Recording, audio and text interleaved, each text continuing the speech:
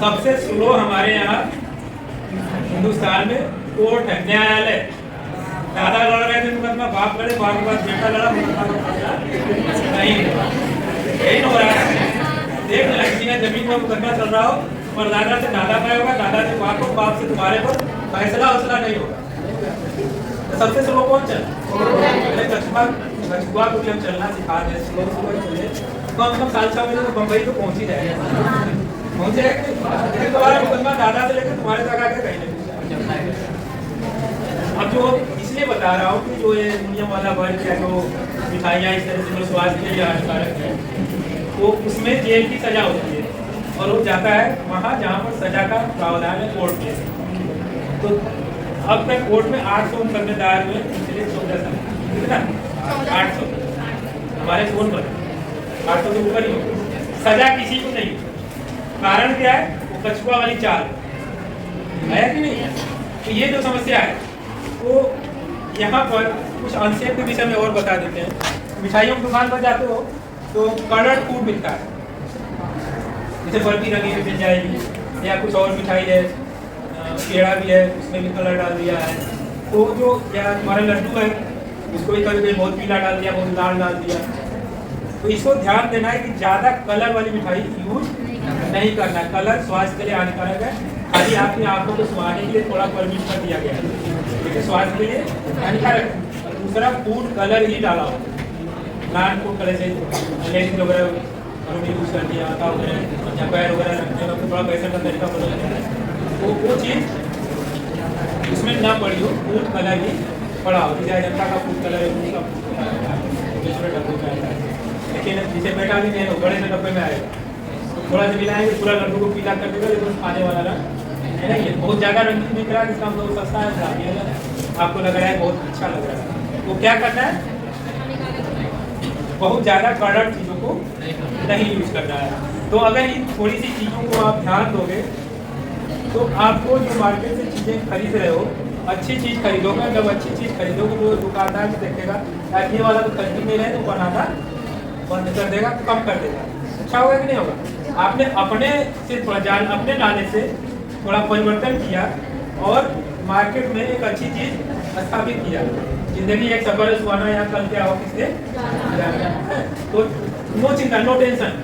आज के युवाओं में बहुत ज़्यादा टेंशन है, समस्या आबादी बहुत बड़ी है, रोजगार के साधन नहीं है, और साथ साथ हमारी सोसाइटी भी मैटेरियलिस्टिक हो गई। मैटेरियलिस्टिक समझिए, इकोनॉमिकल सोसाइटी में अर्थ की वैल्यू बढ़ गई, समझा कि नहीं?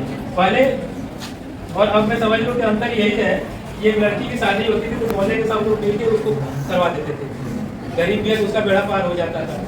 अब क्या हो गया? अब समस्या दूसरे तरह की आ गई है। तो पता मेरे जान बुक करना है, तो ये चीज़ करना है, तो वो चीज़ करना है, तो इतनी टेंशन आ गई। और लड़के के लिए क्या टेंशन है? अगर नौकरी लगी शादी नहीं हो रही, ये भी समस्या आ गई है। ऐसा देखे हो अपने आस पड़ोस? दिक्कत आ गई। पहले ये नहीं देखते थे, पहले देखते थे चाह रहे हैं, क्या करते हैं, यार ठीक आ गया, पापा नौकरी करते हैं, या देर बाड़ी जाता है, यही है। बाप लड़का क्या करता है? चलो हाई स्कूल इंटर में पढ़ता है, लड़का पढ़ता है, बात परिवार ठीक है, शादी हो गया।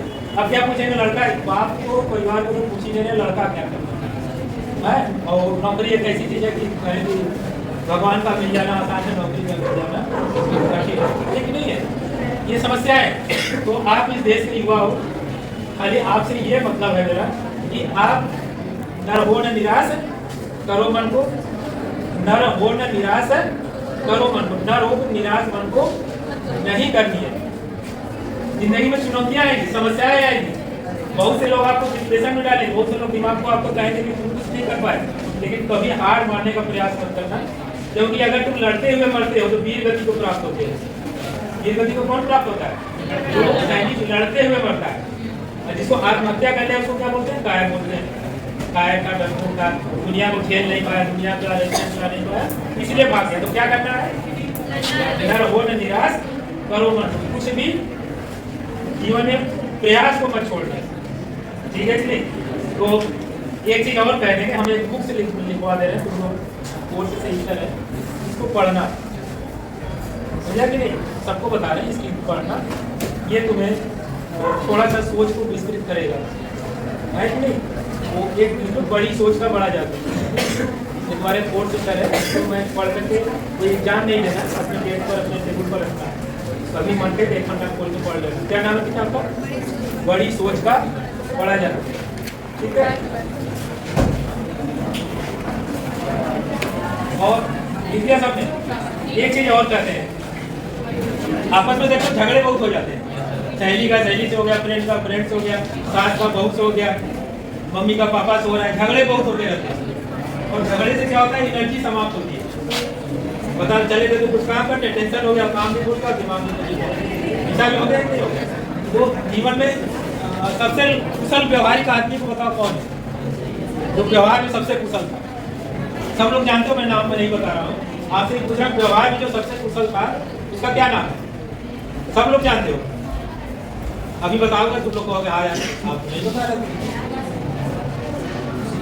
कोई नाम हाथ उठाए। व्यवहार कुशल सबसे ज्यादा कौन था? सब लोग नाम जानते हो, केवल नाम बताइए। हाँ हाँ बताओ।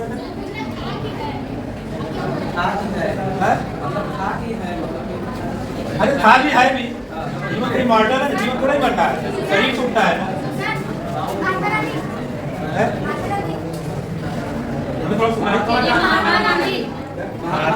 महात्मा गांधी। महात्मा गांधी ने व्यवहार कुशल था, नाथुराम गोडसे गोली क्यों मारते उसका नाथुराम गोडसे नाराज था। उसने अच्छा किया खराब किया, इस पर मैं नहीं जा रहा हूँ, घटना तो ही है ना। थोड़ा तो मुझे कान में कुछ दिक्कत हो गई है रात को, सुनाई कम दे रहा है, मैं सारी बोल रहा हूँ। आप लोग थोड़ा ऊंचा आवाज में बोलिए, मेरी आवाज तो जा ही रही है।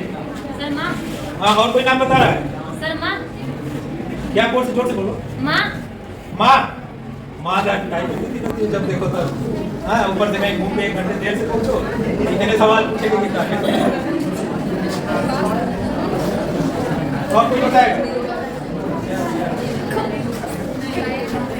चलो हम बता दें, सबसे ज्यादा व्यवहार कुशल नारद थे। नाम सुने भी नहीं? वो देवताओं से भी दोस्ती काटे रहते थे, धरतियों से भी काटे रहते थे। सबीरा खड़ा बाजार में 2-2 दल से कर, ना गाँव से दोस्ती ना गाँव से बैठ। नारद को देखो, देवताओं की मंडली में घूम रहे हैं, दैत्यों के राक्षसों की मंडली में घूम रहे हैं, ऊपर से मजा भी ले लेते थे, झगड़े भी लगा लेते थे और अपने बात समझ लेते थे। तो व्यवहार कुशल हुआ नहीं हुआ? तो अगर जीवन में नारद को तुम इस तरह से न देखो कि झगड़ा लगा, नारद को इस तरह से देखो कि वो कितने व्यवहार कुशल थे कि दोनों पार्टियों में घुल मिल के आ जाते थे, झगड़ा किसी को नहीं होता। तो इस तरह का व्यवहार कुशल अगर तुम लाइफ में बनते हो तो जीवन में एक स्टेप और बढ़ जाओ। पहला क्या होता है, बड़ी सोच का बड़ा जाना। सोच बड़ी करोगे, बड़े फिगर देखोगे, अपने लिए भी, देश के लिए भी और परिवार के लिए भी। और व्यवहार कुशल रहोगे तो कहीं झगड़े नहीं होंगे, और तुम्हारा दुश्मन भी जाओगे तुम्हें रिस्पेक्ट करेगा। झगड़े नहीं हुए कहीं, जब झगड़े करके आओ किसी दोस्त तो वही घूमते रहेगा दिमाग में। किसी सहेली से आज झगड़ा हो गया, घर जाओगे वही दिमाग में घूमती रहेगी। तो दिमाग में क्या झगड़े ही नहीं होगा तो घूमेगा नहीं, हमारी एनर्जी क्या लगेगी, पढ़ाई लगेगी या अपने प्रोग्रेस में, यही ना होगा। तो एक किताब और लिख लेना, मैंने ज्यादा किताब लिखी, तो ही दूसरी बता दें। दूसरी बात लोक व्यवहार, लोक व्यवहार डेल कार्नेगी की किताब है। इस किताब को क्या करना है, एग्जाम नहीं देना, केवल अपने बेंच पर रख देना, अपने टेबल पर रख देना, कभी मल्टीपल रखे। लोक व्यवहार, राइटर का नाम है डेल कार्नेगी, बहुत अच्छा राइटर है।